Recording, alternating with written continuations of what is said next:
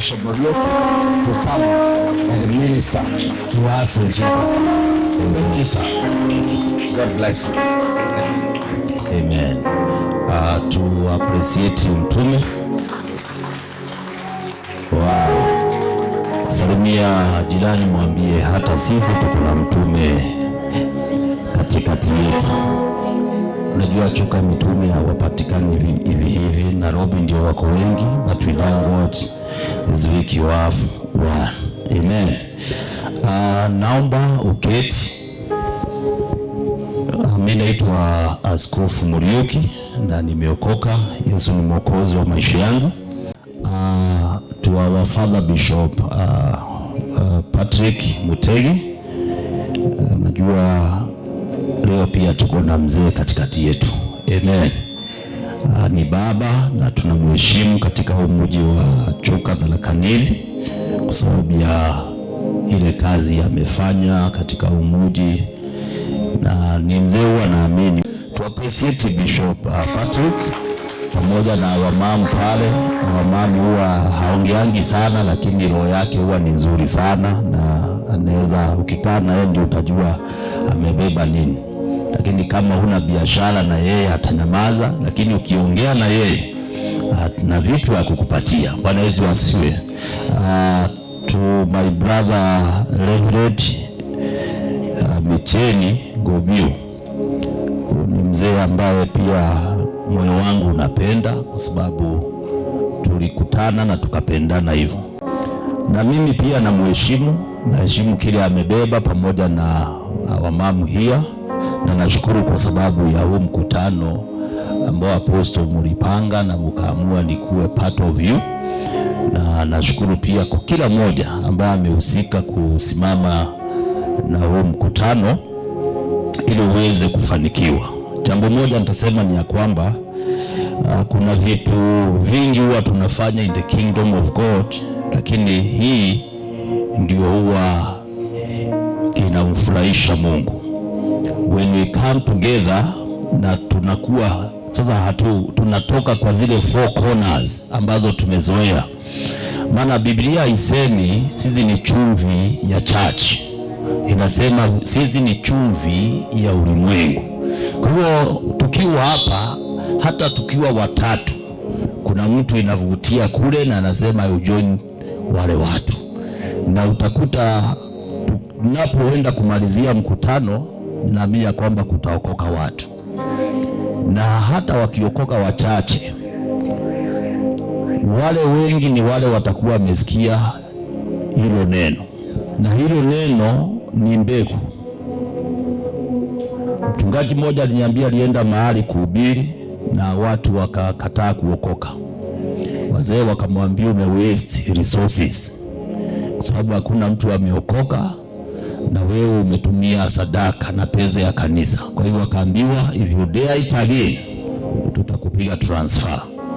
Sasa naomba mtuelewe kwa sababu mikutano huo ina gharama, na ninaomba hii roho ya mikutano mikubwa ingie Chuka hii yetu, kwa sababu wale watumizi wa Mungu unakuta wameinuka. Nikisema wameinuka ni kwamba wameweza kuleta watu wengi kwa ufalme kuliko wengine. Sisemi wameinuka maybe kwa kuwa wana gari kubwa au pesa, lakini kwa sababu na ukubwa wa kazi in the kingdom of God. Bwana Yesu asifiwe. Ukikaa nao waulize how much do they spend ndio wafanye hiyo mikutano, utasangaa. Na unaweza ukadhania maybe ni pesa wako nazo sana. You realize that hata sometimes they hire sauti waende mkutano. So injili huwa ina gharama. The word go means to spend. But nowadays hata usipoenda, hata ukikaa mahali you will spend. Bwana Yesu asifiwe. So nataka tuweze kufungua mkutano, maana mimi ninatengeneza njia. I'm like John the Baptist, natengeneza njia, na naamini kwamba tunapoendelea tutakuwa watu wa kubarikiwa. Hata mimi nitakuwa nikikuja, kwa sababu tunakuanga na muda mchache wa kukaa na kusikiza.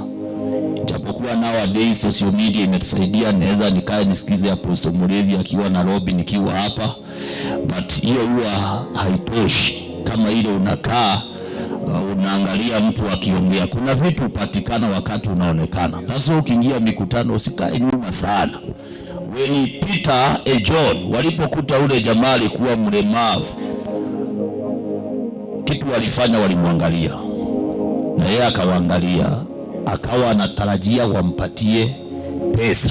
Hawakuwa na pesa. Wabia gold and silver we don't have, but what we have in the name of Jesus ndio tutakupatia.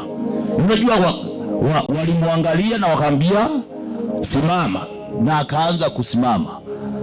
Wakamshika mkono.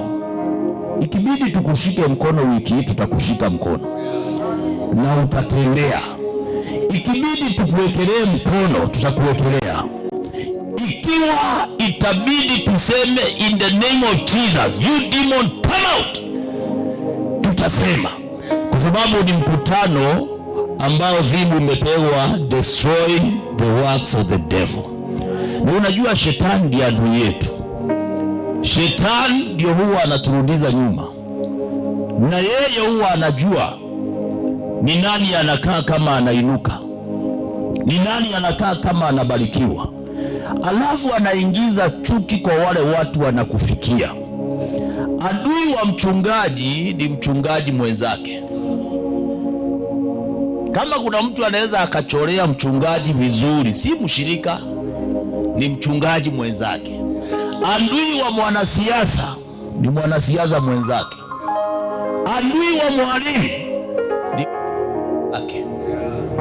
Bwana Yesu asifiwe. Kama kuna watu unastahili kuomba Mungu akusaidie kuwaelewa, ni wale watu ambao unafanya kazi katika line moja na wao. Hawa ndio watu ambao upigana na wewe, na hawa ndio upatia mpaka shetani mlango wa kuingia.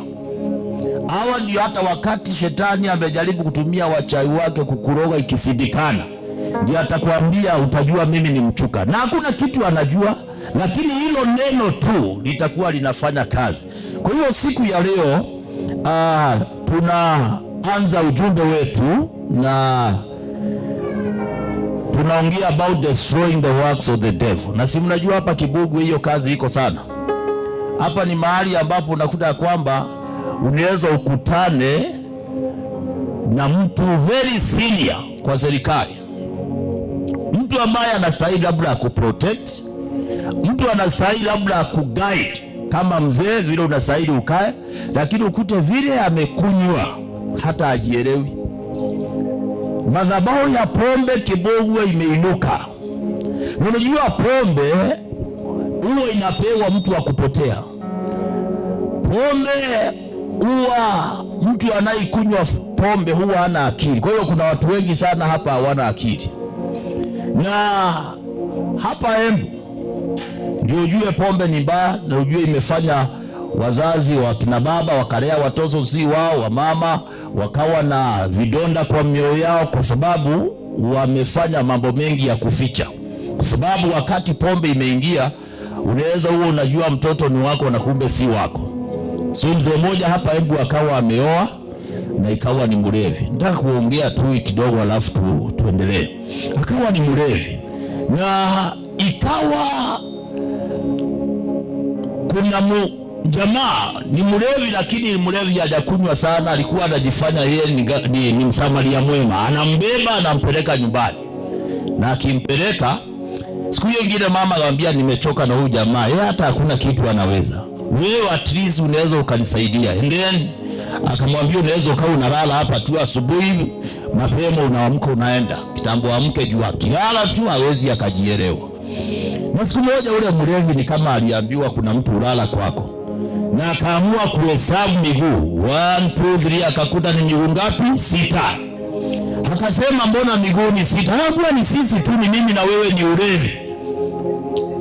Mzee akashuka kwa kitanda akaanza kuhesabu miguu, akahesabu 1 2 3 4, akasema ni kweli ni 4. Akasahau yeye ameshuka na miguu yake. Unaona hiyo kitu ni mbaya.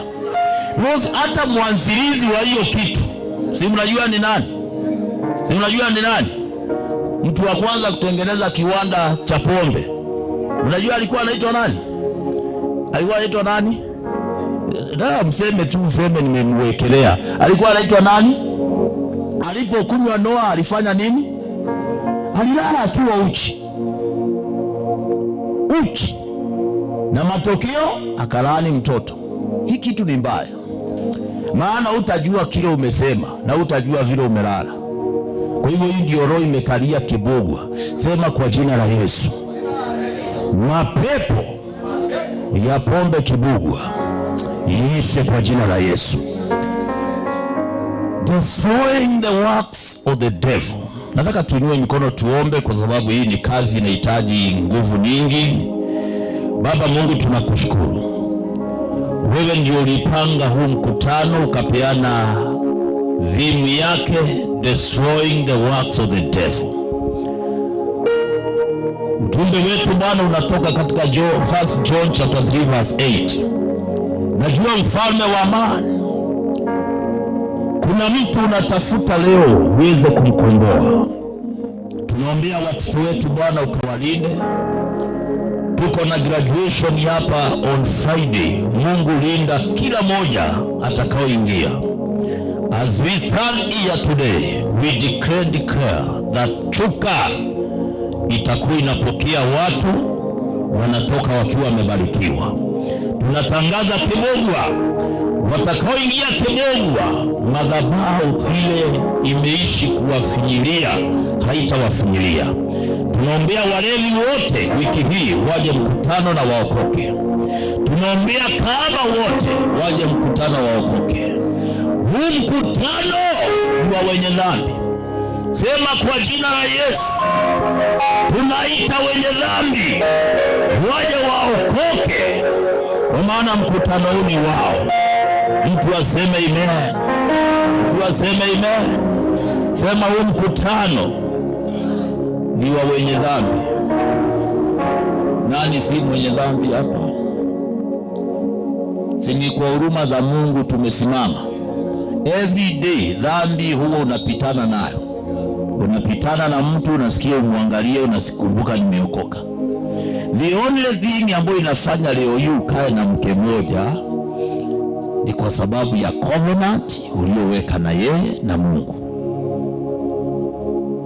Unasikia ingine na kujembelea, unajua sisi huwa tunaoa wawili, lakini unakumbuka I have a covenant with one woman. Otherwise, inaweza niwaambie for free, hakuna mwanaume utosheka na mke moja. Kama ingekuwa hawe na 5, moja anaenda kwa shamba, mwingine anaenda kufanya hii, mwingine anaenda kufanya hii, ingekuwa hizi ya kwetu.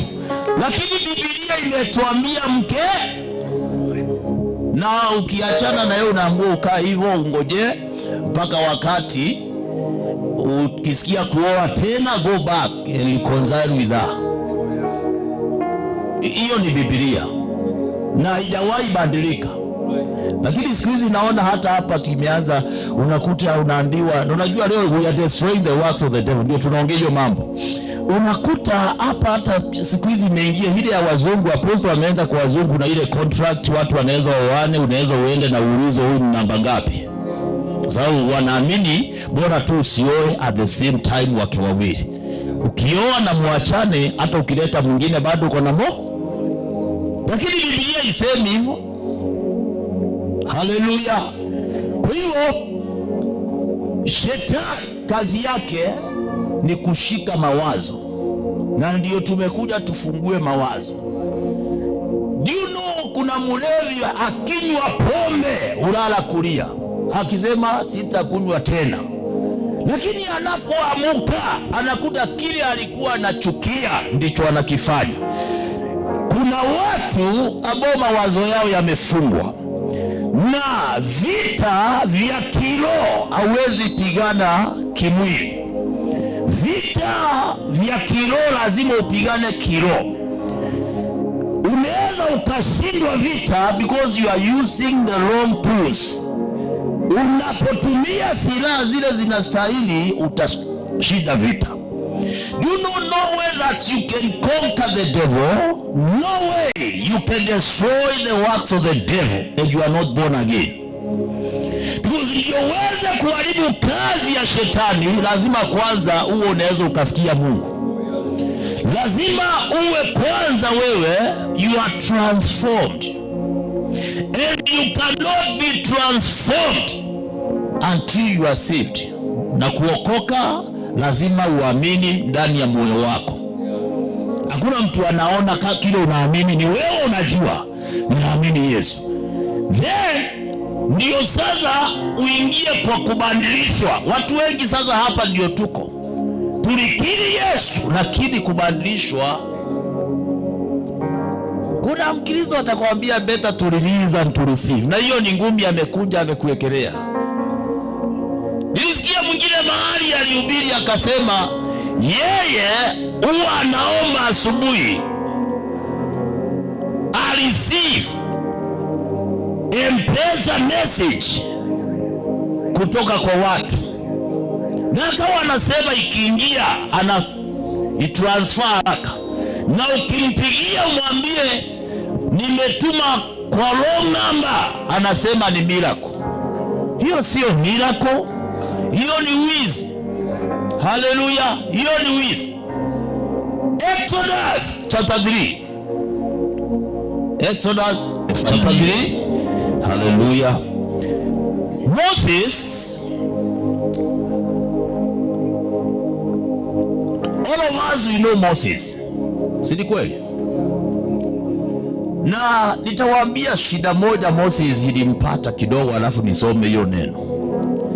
Ndio Moses yaje kukutana na Mungu, alikuwa amekaa miaka over 40 years.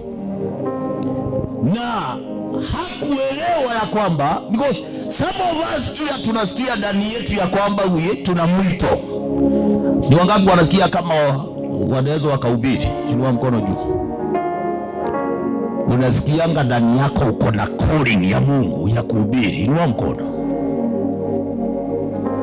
Kuna kijana pale, kuna mwingine, kuna mwingine, kuna mwingine. Sasa problem huo inakuwa hii, ukiitika huo mwito kabla wakati hujafika. Moses ndiye aje akumbane na hiyo changamoto. Exodus chapter 2 verse 11, Moses akakuwa mtu mzima na akaamua ataenda kuvisit watu wao. Ni vizuri kutembelea watu wenu, na ukitembelea watu wenu, angalia unapiwa naye picha akiwa amevaa namna gani. Ni makosa wewe ndio uko hapo na tumbo kubwa na suti na chupa ya maji na watoto yako, huyu akona yogurt, huyu mwingine akona na Indomie, huyu mwingine akona crisps. Alafu hao mnapiwa nao picha, wanaangalia hivi kama sinema. Wabadilisha watu wenu pia. Na ukijua hautawabadilisha, wacha kupiwa picha na wao. Tutakuona ukiwa mtu bure. Yaani wewe tu watoto wako wamevaa, hao wengine hawana viatu. Eti mbona baba zao wajanunua? Basi mbona unapiwa nao picha? Tunaelewana? Unajua ukiinuka kwenu peke yako, kama kuna watu unaweza ukashika mkono, washike wainuke. Because shida ikitokea unaangaliwa wewe. Ng'ombe ikivunja fence ni wewe. Kuku akiwekewa sumu na neighbor ni wewe. Kwa hiyo afadhali uombe Mungu ainue watu. Tunaelewana? So Moses ametembelea watu wao. Sasa hii tunaelekea Christmas. Unajua once we are here to destroy the works of the devil, lazima mawazo pia ifunguliwe, maana hiyo ndio inabebanga devil. Moses alienda na akaanza kusaidia watu wake. Day one alikuta mtu anaitwa Muijetian amekalia Mwebrania, anamfinya, anamtorment, akampiga. Ni makosa kukaa kwa ploti na watu wanalala kupiga nduru ya mapepo. Ni makosa kwa kijiji ni wewe peke yako umeokoka, na unaona wengine kama ni takataka. Hawa ndio Yesu alikuja kutafuta. Hao ambao unaona kana kwamba hawapendezi, hawa ndio alikuja kutafuta. Sasa Moses akaangalia, lazima akaangalia right left. Ndio nikasema uandike, maana nitasoma vitabu nyingi. Alipoona hakuna mtu anamuona na akawa na uhakika, the only people wanaomuona wanaomwangalia ni brothers and sisters. Ndio nikwambia vita ya mtu ukikuta anapiwa na brother. Akaua mtu akazika. The following day akasema hawa Waegyptian watajua. Akaenda. Kumbuka sio Mungu alimtuma, ni yeye alienda. Alipoenda tena akakuta sasa wale Waegyptian kama waliogopa kidogo, maana labda kuna wale waliwatishia Moses amekuja na ameua mtu mmoja. Ameua mtu mmoja na mkicheza hataua wengine. Sasa alipokuja akakuta sasa ni Mkristo wanapigana na Mkristo. Hebu nione hapa, usiinue physical hands, inua ile ya rohoni. Hebu nione hapa mtu aongei na mtu mwingine na wanashiriki pamoja, na mnaenda kwa pasta aombee maandui. Pasta anasema in the name of Jesus, kila roho inaopigana na maindota, watu wote wanaopigana na wewe, kombora inaenda kwa kwanza. Hiyo shetani analishikanga vizuri, anasema amesema pa. Kwa hivyo ni vizuri usamee mtu, because usipomsamee huwezi ukasamewa. And if you don't forgive, haujaokoka. Forgiveness is not a request, is a must. But reconciliation is not a must. Bwana Yesu asifiwe. But forgiveness ni lazima. Wajua reconciliation tunaweza tukareconcile na niseme tumesameana, lakini hatutaishi pamoja tena, hatutafanya biashara tena, tumereconcile. Lakini forgiveness lazima usamehe watu ndio usamehewe, maana hata wewe ni mwenye dhambi. Bwana Yesu asifiwe. Lakini kusamehe pia, mwalimu wangu wa counseling aliniambia you can forgive, lakini usisahau. Kwa hivyo wale wanaambiaga mtu just forgive and forget. Kama ulikatwa sikio na mtu, ukiguza si utakumbuka nilikatwa na mtwili, so utasahau aje? Kama mzee uliuza shamba ukakula pesa yote, kuna dhambi nyingine inahitaji compensation, you compensate that lady, umunulie shamba ingine. Kwa kama uliuza hiyo shamba ukakula pesa na kinagasururiga imeisha, alafu umerudi nyumbani na umesamehewa, ndio wasikumbuke, lazima ufanye kitu. Nenda ununue shamba ingine, and then umwambie my dear, ile shamba yako niliuza nikakula, ndio hii nimekulipa. Hata itaja. Lakini ingine kama hujafanya hivyo, mtakuwa mnakaa kwa plot, vijana wamefikia mahali pa kutailiwa, wasikia mama anawaambia haki nitomuweka, kama sio vile uliuza ile shamba sasa ingekuwa tuko kwetu. Nani ukweli? Si eti hakukusamehe, lakini dhambi uliyofanya lazima akumbuke. Habia mwenzako kuna dhambi huwa zinakumbukwa. Sasa Moses, hiyo tuachie hapo, ni ya siku nyingine. Moses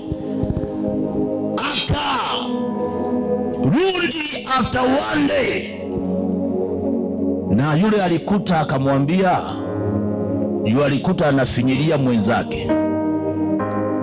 Bwana Yesu asifiwe. Utaikuta Mkristo amepata cheo, ukifikiria atawasaidia na wafinyilia. So yeye Moses aliingia akaanza kuongea, akaambia unataka kuniua vile uliua yule brother Jose, unataka kuniua. Akajua kumbe hii mambo imejulikana, ndiye akatoroka. Ilimchukua 40 years kwa sababu he did the right thing at the long time. You know, sometimes unaweza ukakuja hapa tukemee mashetani na ilale kukunyonga.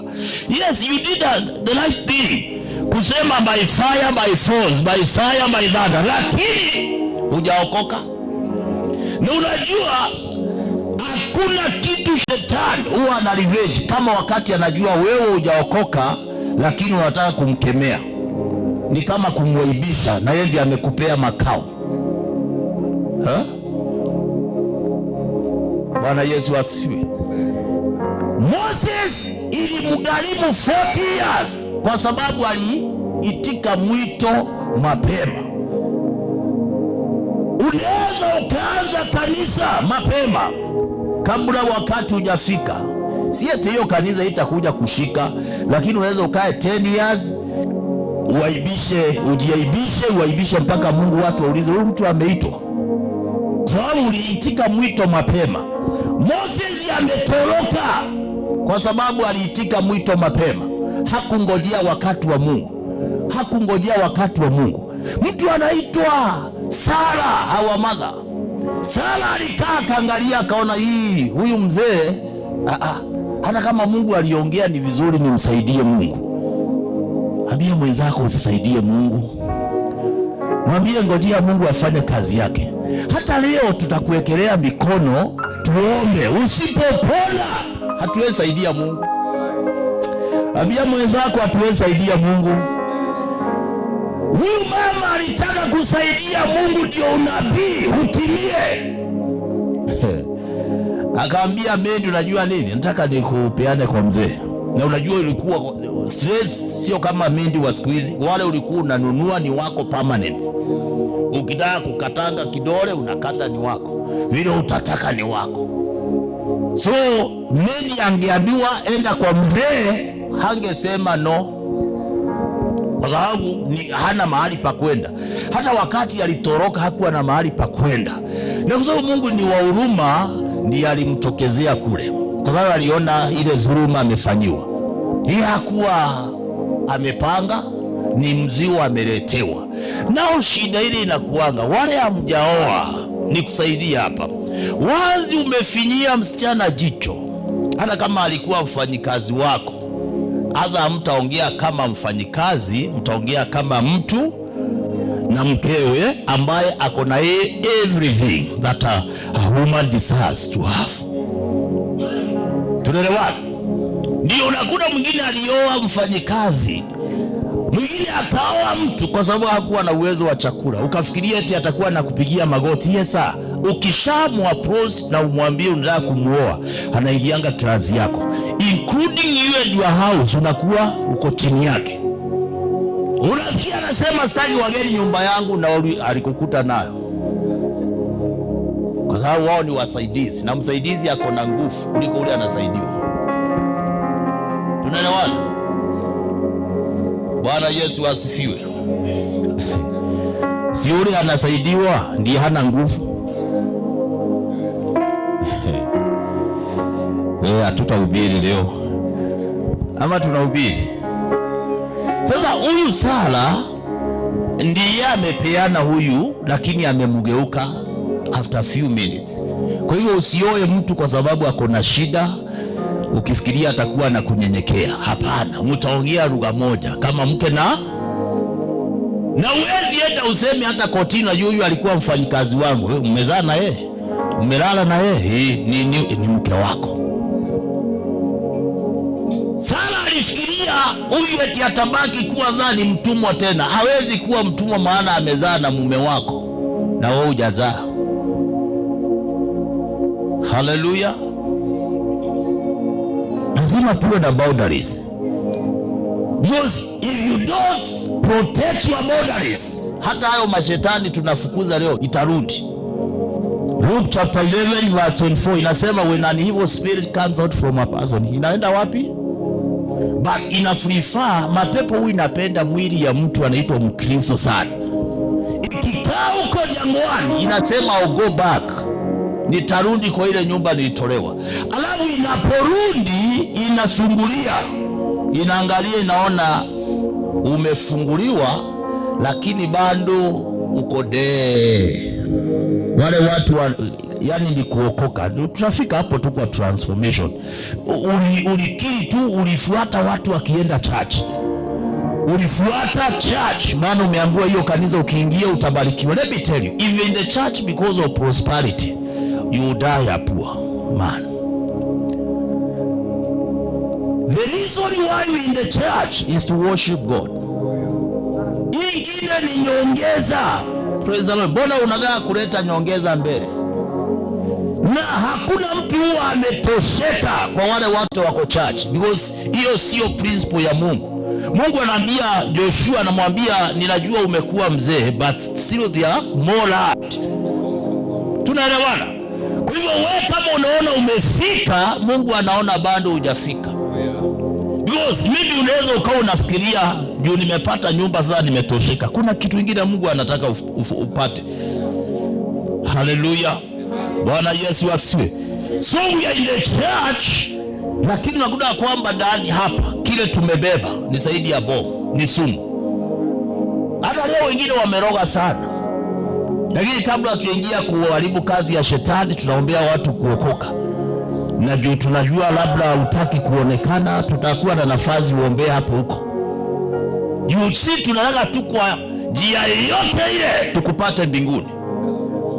Bwana Yesu asifiwe. Si Nicodemus alifuata Yesu usiku, na Yesu akamake sure hakuna mtu wako, akasema muniletee huyo mzee usiku, maana hakutaka kupoteza anybody.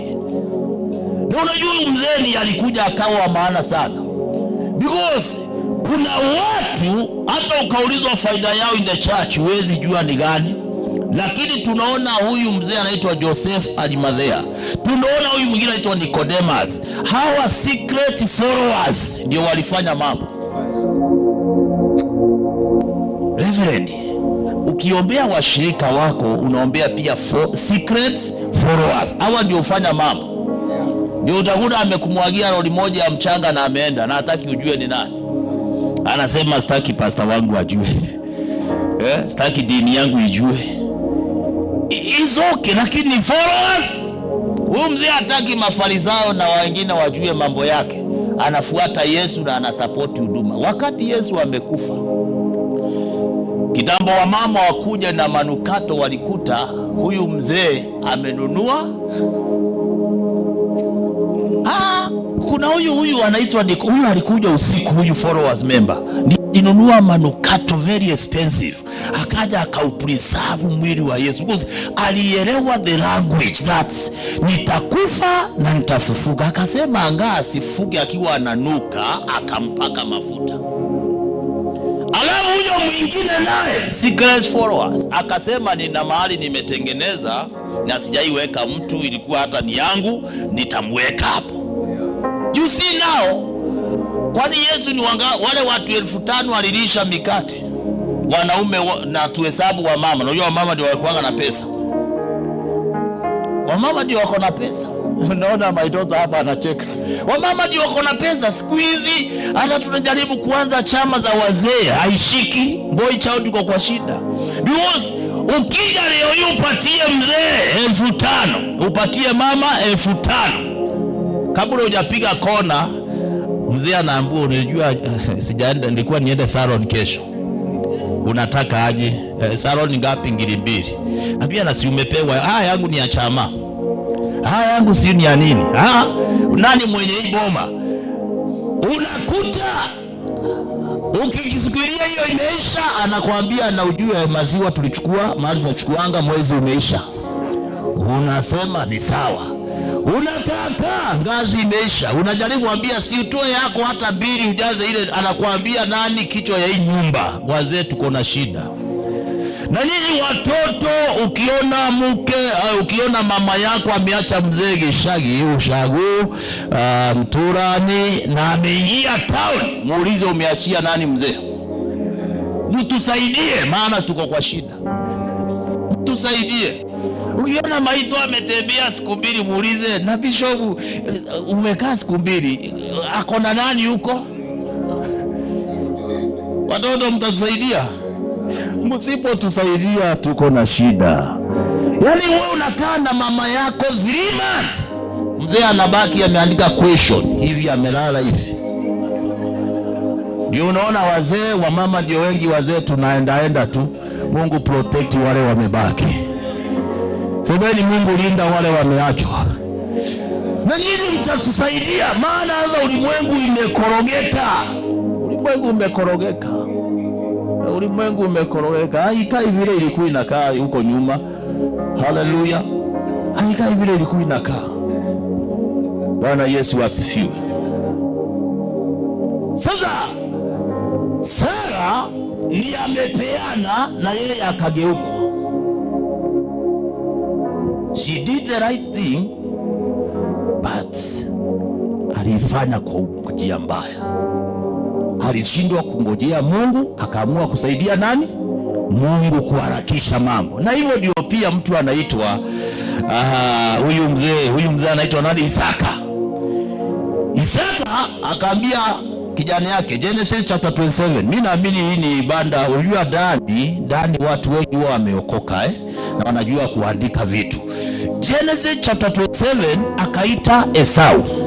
Akamwambia sana, enda uwinde mawindo.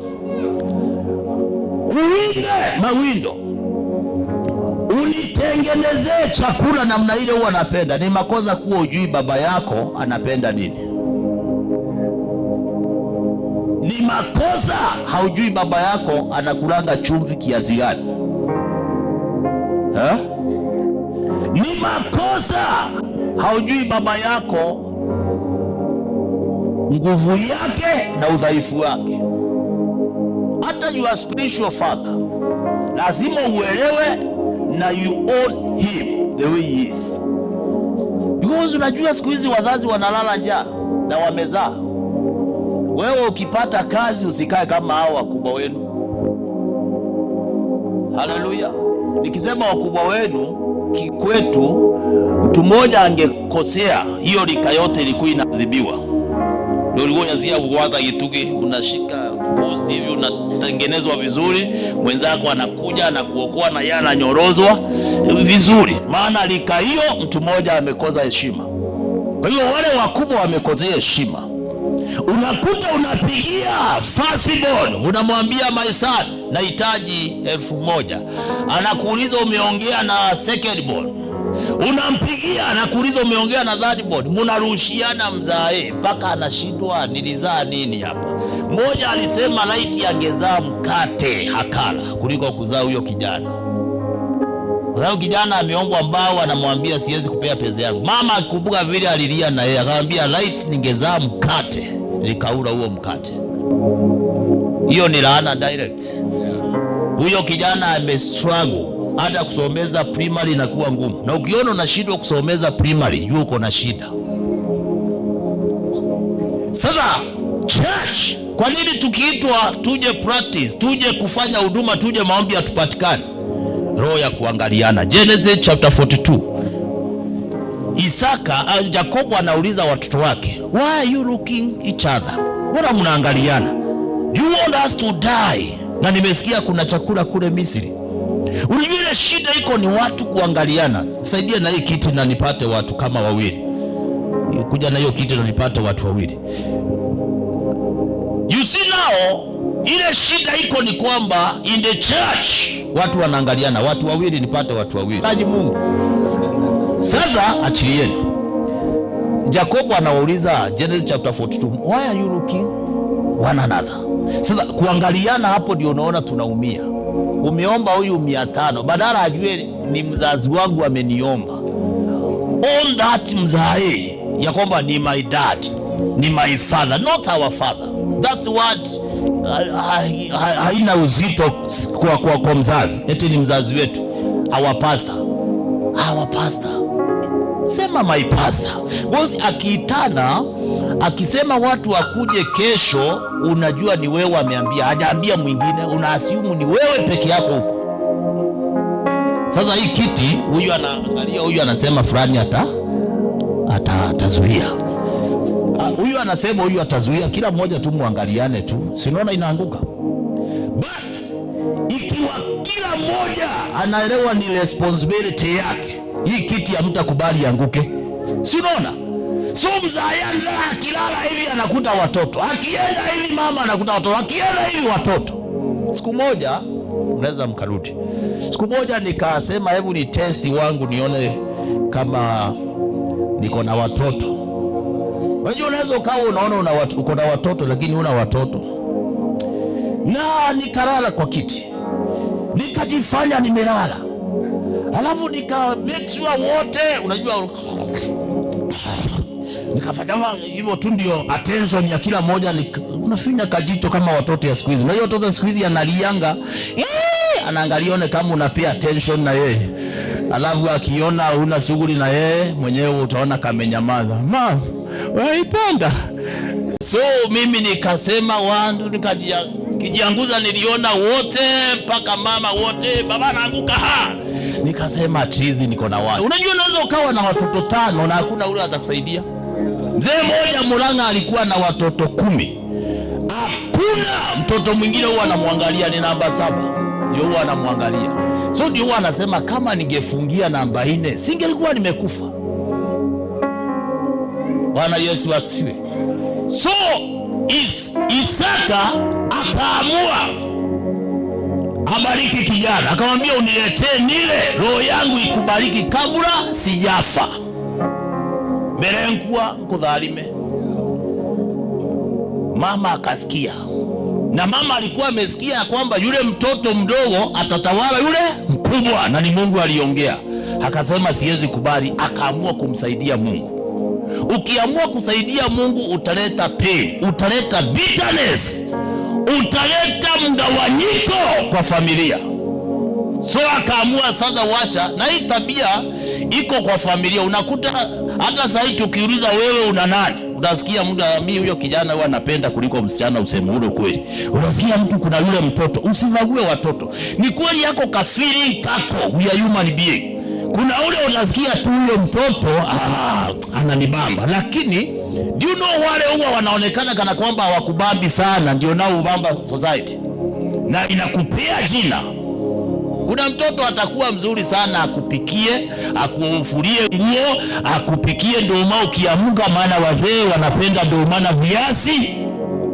Ukitembelea hawa wazee, enda na ndoma tu na viazi, utaona amesmile. Hawa si wahidomi. Haleluya. Bwana hizo wazee, muitie mbonzi, umwambie enda ukakunywe supu, utaona amefurahia. Bwana Yesu asifiwe. Hii mambo ni mengi bwana. Acha tuongee hiyo ya mzee huyu anaitwa Isaka. Isaka ameongea na mama, amesikia, lakini mama ameamua lazima nisaidie Mungu. Lazima nisaidie Mungu. Sasa mama ndani ya moyo yeye anapenda nani? Yakobo. Na Yakobo naye alielewa lugha ya mama. Lugha ya mama ni kumaanisha kwamba utamsaidia tu kazi ya jikoni. Si unakumbuka Yakobo ako na stew ya ndengu? Mwanaume gani anaenda kupika stew kama hana roho ya mama? Si walikuwa wameingiliana na mama? Ndengu, unajua ndengu ukiambua upike leo hii itakuwa na kabiri ile ngumu. Lakini wamama wanajua vile wanaitengeneza, inakuwa haina hiyo. Wewe enda uweke kwa maji tu, unasikia zingine hazijaiva. So huyu alikuwa na hiyo stew kulingana na vile Biblia inaieleza, ilikuwa iko very sweet. Kiwango huyu jamaa alipoiangalia, unaona Mungu mwenyewe alikuwa ameanza kucheza kama yeye. Orege jamaa aliongea akasema chukua kile unataka, na huyo akamwambia nipe haki ya kuzaliwa yako ya kwanza. Akamwambia chukua. Lakini pamoja na hiyo mama hajatosheka, akasema how help God. Akamwambia nitakushonea nguo uende uchukue hizo baraka. Lakini baadaye ilileta shida, mgawanyiko. Na let me tell you, hakuna mzazi ana baraka zako mbili, akona moja. Wale ambao mnasema nipeleke nikapeleke dawari, inakupatia ushauri, because hii pia we are destroying the works of the devil, ambao inazuia sisi tupate baraka. Unaita reverend anakupea ngiri 10, apostle anakupea 10, Bishop Ridley anakupea 10, mama anakupea 10, alafu unapewa unakuta uko na 500k. Unaenda unanunua duve na hiyo pesa. Sawa? Unanunua hata ng'ombe na hiyo pesa, na kabahasha ya tu pesa kidogo unaweka pale, unampelekea. Wewe hujatoa even a cent. Tunakupeleka tunaimba kanyanya toko watanira, tunamaliza. Then from there tunarudi. Wazazi huwa wabariki mkono, huwa wanabariki mahali imetoka, the source. Nikitumia mother-in-law wangu kitu, anasemanga mahali imetoka babarikiwe. So Omondi ametoa, Motuko ametoa, Pastor ametoa, tumekupeleka. Wewe hujatoa yako, na mzazi wako wamesema mahali imetoka. You are messenger. Wewe ni messenger. Ukitumwa pesa ya CDF ndio yulete, usipoleta utafungwa, maana you are just a messenger. Lakini mwenye anakutuma anaweza akafanya hivi na ipotelee, na hakuna mtu atamuuliza swali. Wewe ndio source. Sasa na wewe unaweza ukapeleka watu wapole wazazi wako, na wazi wameiachilia. Esau alipokuja aliambiwa baraka imeenda. Anauliza hujabakiza hata kadogo? Akaambiwa imeenda. Ambia mwenzako mzazi anakuanga na baraka moja, sio mbili. Kwa hiyo ukitupeleka tupole hiyo baraka.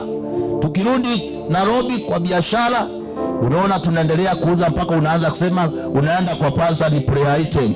Eti nilienda kuona wazazi wangu, hiyo familia imelaaniwa, sijui kwa nini, ndio mashida imekuwa mingi, biashara haiendelei, naona wale tulienda nao wanaendelea. Mahali ilitoka amebarikiwa.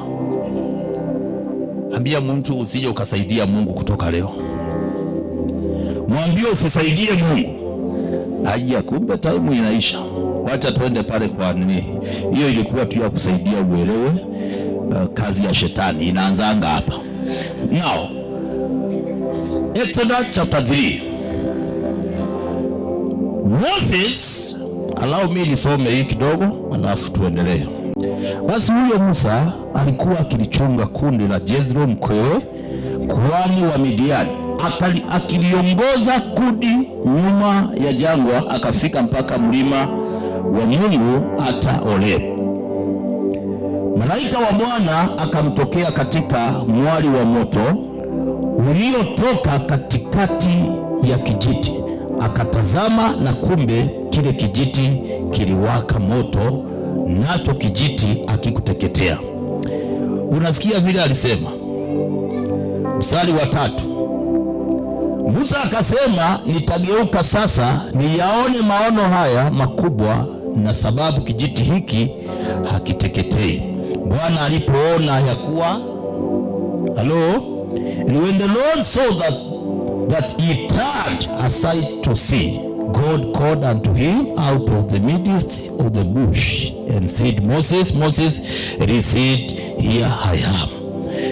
Bwana alipoona ya kuwa amegeuka ili atazame, Mungu akamuita kutoka katikati ya kile kijiti, akasema, Musa, Musa. Akasema, mimi ni hapa. Naye akasema, usikaribie hapa, vua viatu vyako miguuni mwako, maana mahali hapo unaposimama ni nchi takatifu. Praise the Lord. Usipokubali kugeuka, hutasikia sauti ya Mungu. Na usiposikia sauti ya Mungu, huwezi ukaokoka. Huwezi okoka kwa sababu umesikia sauti ya Muriuki au ya Apostle. Otherwise you backslide before jioni ifike. Lakini ukiokoka kwa sababu umesikia sauti ya Mungu, ile sauti huwa inaongea hata ukiwa umelala. Hata wakati uko peke yako, ile sauti huwa inaongea. So tunasema kwamba Mungu akataka kuongea na Moses. Kumbuka Moses alianza kuitika mwito kabla wakati hujafika. Ndio Biblia inasema kwamba Mungu alimwangalia Moses, na Moses akakaa, lakini alimfanyia some favor. Moses kwa kusaidia kidogo tu alipata mke. Na Moses akakaa katika hali ya kuchunga kondoo kwa in-laws. Ni kitu ambacho huwa kinauma wanaume, lakini leo nitataka niambie wanaume wale wako hapa, if kule umeoa wanataka kupatia shamba usikatae. Kuna wanaume walitajirikia kwa in-laws. Ule umeoa, wakitaka kupatia pesa chukua. Onde ukijua utawahi acha msichana yao. Ukiacha msichana yao inaweza ikakugeuka. Ni kama usome na pesa ya mwanaume umuruke. Labda umulipe pesa yake na iwe na interest. Anaweza ufanya hivyo, utaishi na laana kwa ile ndio utaingia. Hiyo ni ushauri kwa majenzi. Moses akawa kwa in-laws. Ni aje mnaniangalia? Si alitajirikia huko?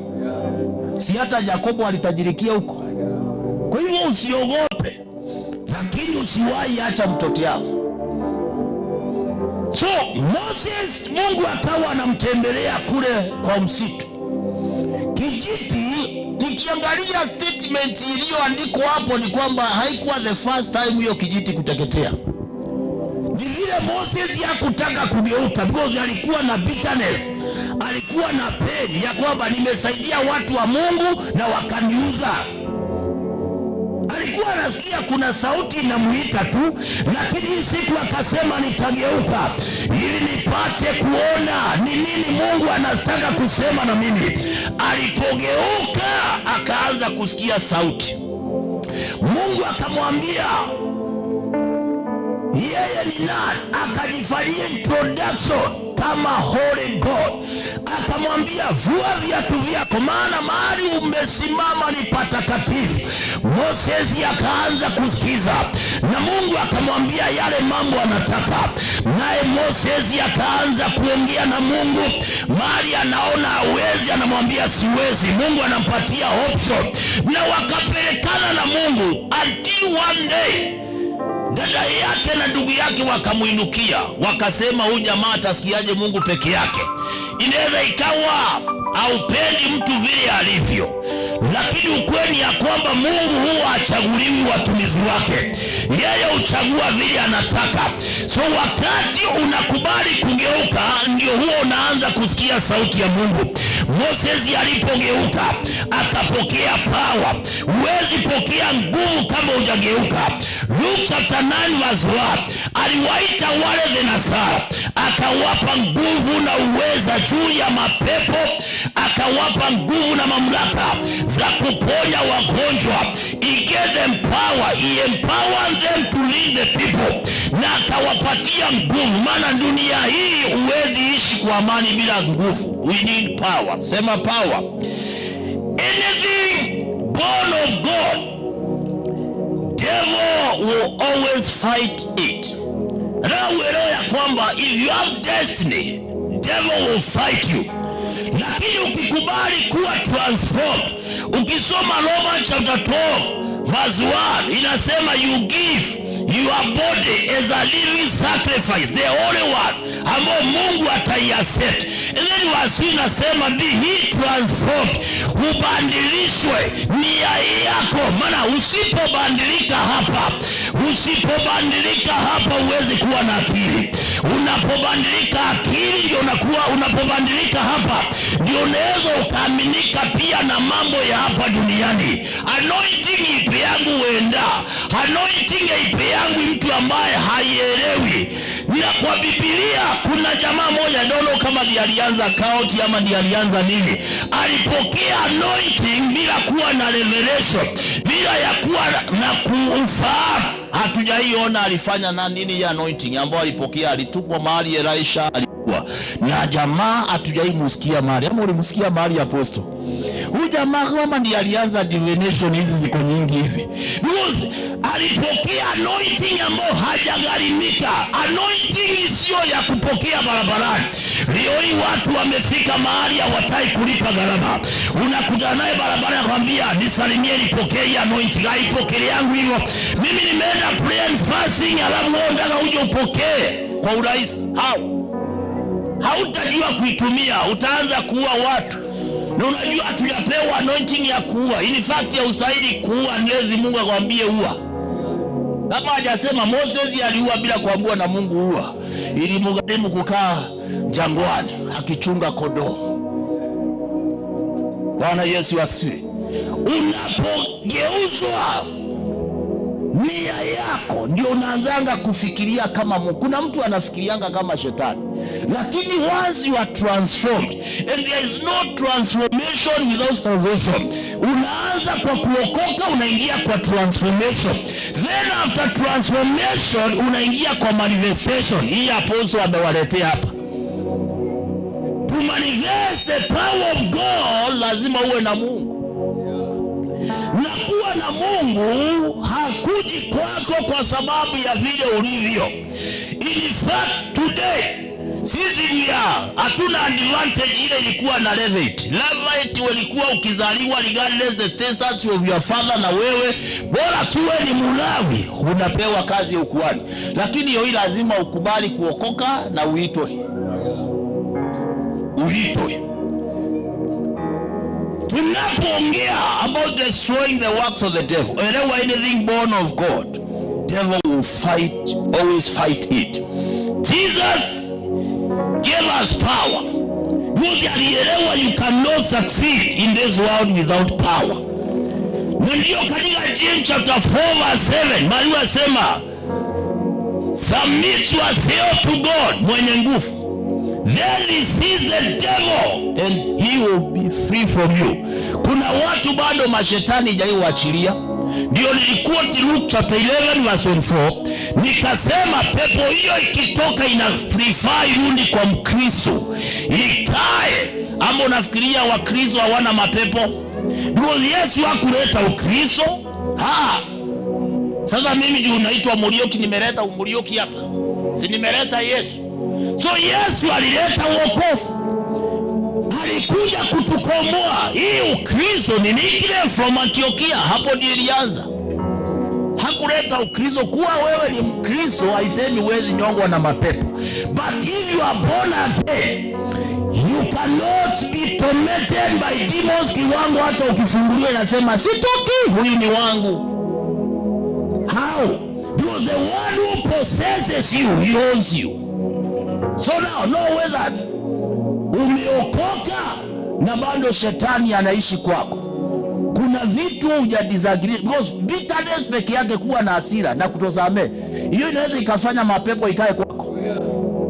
Na kusamehe isemi ni mke au mume, hata mke, hata mume, hata ndugu. Because kuna watu hawajai samehe wake zao. Kuna watu hawajawahi samehe waume zao. Just forgive na utapokea ukombozi. The power is not only to cast out devils. Unajua watu wanafikiria anointing lazima uwe ni ya cast out devils. Kuna power. You are empowered to lead the church of God. You are empowered to lead. Because leo hii unakuta kama kuna watu wako na vita ngumu. Sio kama kwenu inakuanga hivyo, ni mtu anaitwa cheerleader in the church. Cheerleader in the church yanazungukangwa na nyundo. Acha atoke hapo tuingie. Ni wachache umalizia. Wengi even chairmanship. Leave alone sasa hata kwetu kama wachungaji. Ukiona umesimama mwaka moja wa pili, hiyo majembe inakuanga kali. Lakini Mungu anatupatia nguvu ya kuongoza. Hallelujah. We are chosen to lead people towards their destinies. You know your father huwa ana focus sana na history, mahali mulitoka, untuile nini. But your spiritual father anakuongoza towards your destination, mahali unaelekea. Ndio tunaweza tukaona mambo baba yako hakuona. Wakati niliokoka niliambiwa nimedanganywa na Wakikuyu nikaacha kazi. So but today huwa wanaona sikuwa mjinga. But that time ikurudi my grandfather ndiye alikuwa anatumwa kuongea na mimi. What God forms, the devil fights it, but God always gives victory. So kile Mungu anaanza, ukiona kitu ambacho shetani asumbuani nacho ni chako wewe, ni wewe umeanza. Ukiona kitu shetani avurugani nayo, hiyo hakuna mahali inaenda. Lakini ukiona kitu shetani ana resist, kuna mahali kinaenda. Praise the Lord. Ambia mwenzako you are heading somewhere. Ukiona umeanza huduma na hujakutana majitu rohoni, umelala wanatokezea. Jua bado hujafanya kazi, mpaka ile siku watakutokezea. Mpaka ile siku, mpaka unakuta unahubiri, unaambiwa zima vyombo, unauliza nimefanya, unaambiwa kuna mtu na huyo mtu haonekani. Hallelujah. Anything that God forms huwa inakuwa na vita mingi, inakuwa na vita unless kama shetani ameanza. Kitambo wamama hawakuwa na shida wakiwa wajazito kama siku hizi. Hayo na sisi hatakuwa tumeokoka. Na ndio unaona hata sasa unakuta mpaka reverend mzima ana post anauliza kati ya kanisa na kutahiri na nini na nini. Unaona mpaka mhubiri anaandika hapo, anasema ni kutaka pesa hizo. Okay, hiyo iko na hakuna mahali imezuiliwa watake pesa, si sawa? Bora wameifanyia nini kazi. Tunaelewana? Lakini wale tulipitia hiyo toala ya traditional, tunaelewa vile ilikuwa. Wale wanasema hiyo ilikuwa sawa. Mimi remember kuna mchawi alikuwa amekuja aturoge because mutairi circumciser alikuwa na roho anashinda kutairi mandizi. Na wewe uko hapo amekupaka nusu. Ana roho anakuwa bright. Mimi alikuja amepangwa naye mzee alikuwa ameelezewa fulani ameapa hao vijana wako hata tairiwa naye mzee akaenda naye akaambia ule anakuja naye akakuja ameuma msizi yake. Walipoangaliana ule amesema ule akazirai. Huko ndio mtaka turudi. Wacha mtu atairi mtoto yake mahali andaka juni wake sio wa wazee. Siku hizi mtoto ni wa mtu, hata uwezi chapa wa jirani. Ulimwengu imebandika, siku hizi mtoto ni wako. Haleluya, ni wako na serikali. Ngozi ukimpiga, wacha hivyo ni wako, hata yeye anaweza akupeleke mbele. Tunaelewana? Yaani huko ndio watu wanaona ni kuzuri. Because circumcisers wote walikuwa wachawi. Ungetahiri kama wewe si mchawi. Mpaka daktari mmoja hakomitongozi kama mtaja. Huyo daktari alianza kutahiri akaona atakufa na kurogwa na yeye akawa mganga. So hakukuwa kuzuri huko tumetoka. Ni Mungu amesaidia. Habia mwenzako peleka mtoto yako. Unajua sasa wakati huo ilikuwa ukipelekwa hosi unaitwa kiroge. Na unaimba wimbo. Watu liangalia hawa waliitwa kiroge ndio walisoma kuliko wale wamepitia. Wewe tuache hiyo maneno. Bishop Redia anaelewa hiyo maneno na apostle naona wananongezana hapo. Sisi tunajua. We can tell you through the experience that we have. Huko ni kubaya. Huko ni kubaya. Yaani mimi na bro kisu moja. Haulizi huyu ako na ugonjwa ama huyu akuache. Wale wanaokuja kukumonorize pale kukuteza hata mikono hawaoshi. Ni vijana tu wa mingali hivyo. Mfururisho. Sema shetani ashindwe mfururisho. Amen. Hallelujah. Why should you post? Si uchukue wako upeleke mahali unataka. Na hakuna mtu atakuuliza. Unataka kupelekea wazee, pelekea. Unajua sisi ilikuwa unaambiwa kwanza you ni DC. Na hivyo maana najua kuna wazazi hapa labda wako na wasiwasi. Unajua neno itokayo kwa mtu wa Mungu bure. Labda uko na wasiwasi, sasa nitafanyaje? Mtoto ni wako. Mtoto ni wako. Because hata advice zile tulipewa miaka hiyo ni kwamba wasichana pia walikuwa wanapitia. Anaambiwa ukienda ushikwe na mtu kwa nguvu, usiseme maana utakuwa umejiaibisha, unyamaze. Sasa akinyamaza badala aende hospitali ashughulikiwe. Kama huyo mtu alikuwa na ugonjwa asimwambukishe, unamwambia nyamaze. Hiyo ni advice zile wanataka tukapewe. Haya, unaambiwa mama yako akikutuma kuteka maji, basi anguza hiyo kibuyu. Ndio asikutume tena. Akikutuma kuweka kuni kwa jiko, enda uweke kwa majivu. Ajue wewe ni mtaane, wewe ni mudhaka. Sasa hiyo ndio mnataka. Habia mwenzako hiyo ni aibu. Na Biblia nayo tukija inasema na Bwana tii baba yako na hapo kwa mudhere si umutii, maana mudhere ni anapikia. Na utabarikiwa, utaishi miaka mingi. Every divine assignment attracts Satan opposition. every divine assignment attracts Satan opposition, but God guarantees us victory. Somebody say amen. Utasoma Jeremiah chapter 1 verse 19, now sema they will try to fight you but they will not prevail. Matthew chapter 16 verse 18, because of time utasoma, ambayo inatuambia the gate of hell shall not prevail. Hata wakijaribu namna gani, they shall not prevail, but lazima ukue transformed. Sio kuokoka tu, sio kukaa church tu, lazima ukue transformed. Uanze kufikiria kama mtu wa Yesu. Mtu wa ODM anafikiria ki-ODM. Mtu wa UDA anafikiria hivyo. Isaiah 54 verse 17, no weapon formed against you shall prosper. But you know hii scripture huwa tuna itumia vibaya. Haisemi ni kwa kila mtu, inasema ni kwa servant. So if you are not a servant in the kingdom of God, hii scripture haifanyi kazi kwako. Kuna area network hazifanyangi kazi kwa watu wengine. Bwana Yesu asifiwe. Then John chapter 4, first John chapter 4 verse 4, utasomea nyumbani, hiyo ndio mwaki nakupatia. Inatuambia greater is he that is he in us.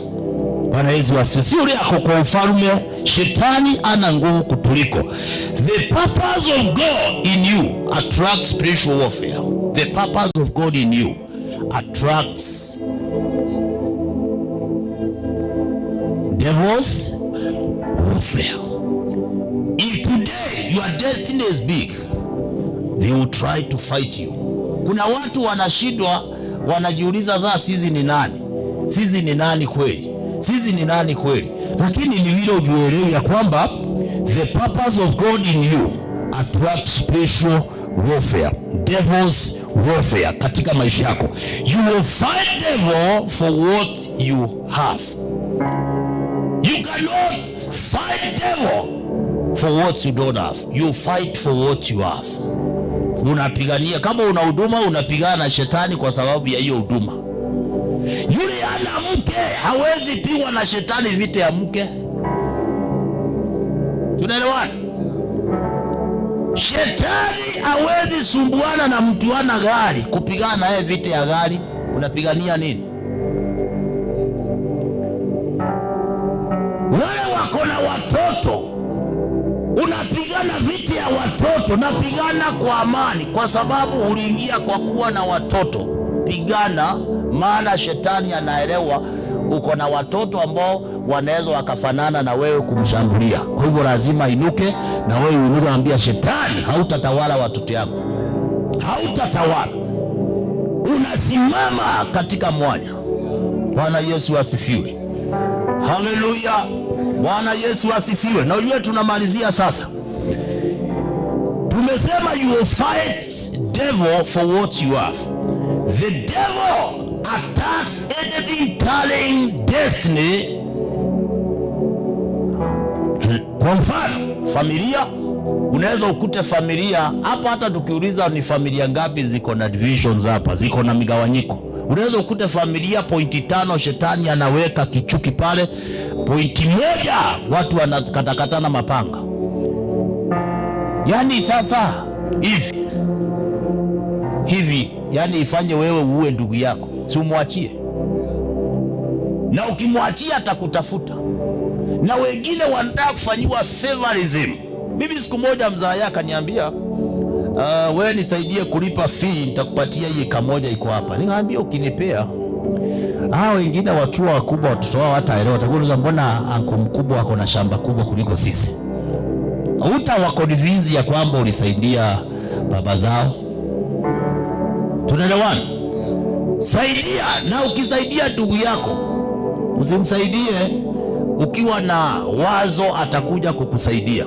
Hata akikupromise, na nyinyi msitupromise. Wangu mmoja alinipromise, anambia ukitusomeza utasomeza watoto yako. Sijaiona hata shilingi 10 ya kulipa school fees. But furaha yangu ni kwamba they managed kujisimamisha. Sasa leo hii tukiwa na shida nyumbani inahitaji 100,000, unawaambia tunafanya hayo, nasikia mtu alete mbao zinatosha. Lakini kama sikuwasaidia, ingekuwa ni mimi nabeba mzigo pekee. Tumeelewana watu wa Mungu? Kwa hivyo tusiwe na vita za kifamilia. Hiyo pointi moja isifanye uwe ndugu yako, mwambie nimekuachia. Hata baba yako akikwambia nitakupatia nitakuongezea na mlango ya nyuma, mwambie hapana. Hiyo ndio itakukula baadaye. Usiwahi take advantage kwa your brothers and sisters. Damu ni zito kuliko maji. So the devil attacks anything carrying destiny and attack ministry because imebeba destiny. Today we are here, we are celebrating Bishop Patrick. Unasikianga apostle akitoa ushuhuda vile alimtamka neno. Sasa hii ni matokeo ya yeye wakati alikuwa katika uchanga wake wa huduma na katika hali ya kupungukiwa kwake, because hakuna mtu huanza kazi ya Mungu juu, tunaanzanga hapa chini. Hapa chini ndio huwa tunaanza. Ni vile tukiinuka saa nyingine huwa tunajifanya hii tulianza kule juu. Siku moja mtu mmoja alikuwa na share siku ile na Bishop Peter, akaniambia unajua wewe umeinuliwa sana na Mungu, lakini unaenda ukisalimia watu bana. Nikamwambia hiyo ni tabia yangu. Na by the way mimi hapo unaweza nikusalimia mara 5 kwa siku. Bora nakukuta mahali na kusalimia tena. Nipite na kusalimia tena. Niko hivyo. So akaniambia unastahili ulift your standard. Uinue kiwango. Sasa nikamwambia mimi nikiinua hiyo sitaweza.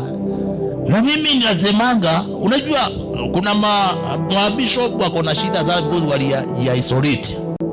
Vile unaonaga unatembea ukisalimia watu barabarani mkisimama, kuna ule alijiwekea sasa sahi anashindwa. Ni break protocol, niingie kwa watu ama nifanye nini? Because una shida kwa ofisi peke yako. Hauna mtu wa kuongea na wewe. Mimi nitatoka niende town nikunywe chai, nikisikia watu vile wanaongea habari ya UDA, habari ya Karizi na Mudhande, nisikie, nirudi nikiwa najua town inaendeleaje. Ili kama kuna kuchinjwa nijua watu watachinjwa kesho. Sasa unakuaje mchungaji na una information na uko town? Eti aje sasa. Abia mwenzako hiyo Yesu alikuwa na shida na watu na anakula na wao. Mimi nikiingia kinyozi nakuta watu na walipia, nao wakinikuta wananilipia. Regardless ni mlevi au ameokoka. Unasikia mlevi anasema nimelipa ya bishop. Mimi kinyozi nina wanyoi kadhaa kwa church. Because hata ukininyoa nitakuhubiria. Because niko na time ya kuongea na wewe. So lazima uelewe ya kwamba ukiweka barriers sana na watu utapata mali. Nilikuwa nashuhudia apostle juzi, nimetoka nimeenda mahali kapata nikapita hivi tena. Hiyo kusalimia watu. Ile kitu tu wanaambia wachungaji ni kwamba usinyoe kondoo na ufuate kuinyoa nyumbani. Utanyoa nyama. Inyolee church, mumalizanie wapi? Ukienda kwa duka kuambie chukua hii unga paketi 10 ubebe, mwambie mama hapana wacha ninunue. Sababu sadi si alileta tithe, si alileta sadaka. Tukikuja kwa duka ya mshirika Reverend tukunywe kila mtu tuko maaposto 5, tukunywe sonda kubwa. Hiyo faida tumekula. Atafunga. So unanyoa kondoo, unaacha wiki moja manyonye imefanya nini? Imemea inakuja naye sasa unainyoa. Na ile kondoo haitaki kunyolewa naye pia inanuka. Kama ukubali kunyolewa, na hata sisi wachungaji huwa tunanyolewa. Kila mtu ana mnyoi. Haleluya. Uliza mwenzako nani huwa anakunyoa? Uliza mtu nani huwa anakunyoa?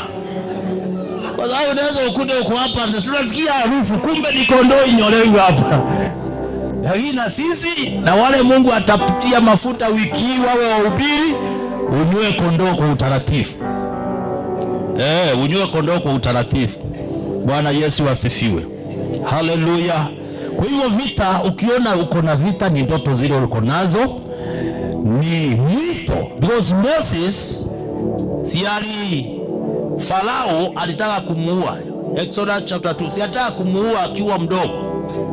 Kwa sababu ya ndoto kubwa ile alikuwa nayo. Mtu anaitwa Jesus. Herode alitaka kumuua kwa sababu ya kile ambacho Mungu alikuwa ameweka ndani. So what you are carrying is what makes devil akuwe na hasira na wewe. Na sisi tumekuja leo tukusaidia. But now kuna vita aina mbili. Kuna vita utashinda kwa sababu umeokoka na uende mbinguni vizuri. Na kuna vita utashinda through supporting the work of God. Tunaelewana hapo? Sijasikia amen. Kuna vita, let me tell you. Mimi ni mtoaji na mimi upewa. Bishop Patrick, I know him, ni mtoaji. Tunaendanga na yeye, tunatoa. Bwana Yesu asifiwe. Apostle pia anajua ni mtoaji. Hata juzi ameniwekea dirisha ya 20,000. Ni mtoaji. Reverend hapa ni mtoaji. Na hata wewe ni mtoaji. Sema amen. Now, point yangu ni hii. Anything that costs you nothing haiwezi ikakusaidia. Kuna mama alitoa mafuta na mwizi moja akaleta shida sana, anaitwa Judas. Akasema hii ingeuzo ipewe nani? Maskini. Lakini watu wale walikuwa najua, alisema ili mwandishi alisema hiyo si kwa sababu alikuwa na moyo wa maskini, lakini ni kwamba alikuwa mwizi na yeye ndio treasurer. Tulipokuwa tunanunua shamba la kujenga church yetu headquarter pale, niliambia washirika hiyo hata tukipewa ya bure sitakubali kujenga hiyo. Lakini tukinunua sisi wenyewe, sasa hata tukipata zingine tukipewa tutachukua. Lakini hatuwezi jengea Mungu mahali hatujalipa gharama. Na baada ya kununua hiyo tumepewa 34 point hapo, tumepewa 10 points, tumepewa hapo. Saa hii town tuko na eka moja almost na kitu nusu, inakozekana kitu kidogo ama hiyo inafika, maana wanasema approximate. Hallelujah. Kwa nini nilisema hatuwezi jenga mahali hatujalipa gharama? Because the church altar huwa ina control the community. Enda ili zile kanisa ni ya matope, utakuta hata nyumba ni enda area ile ambayo kanisa imejengwa permanent, hata kama ni dini, utakuta watu wamejenga vizuri. Tunaelewana? Because the altar huwa ina control. And let me tell you one thing. Mtu mmoja jana niliuliza, je, mtu akikufa madhabahu imekufa? Nikamwambia madhabahu is something spiritual. Iwezi kufa, wewe ndio umekufa. Madhabahu inabaki ikiendelea. Now, Daudi akaambiwa nitakupatia ng'ombe na hata kiwanja. Akasema I cannot receive anything from you. I cannot build an altar of God to a priest that cost me nothing.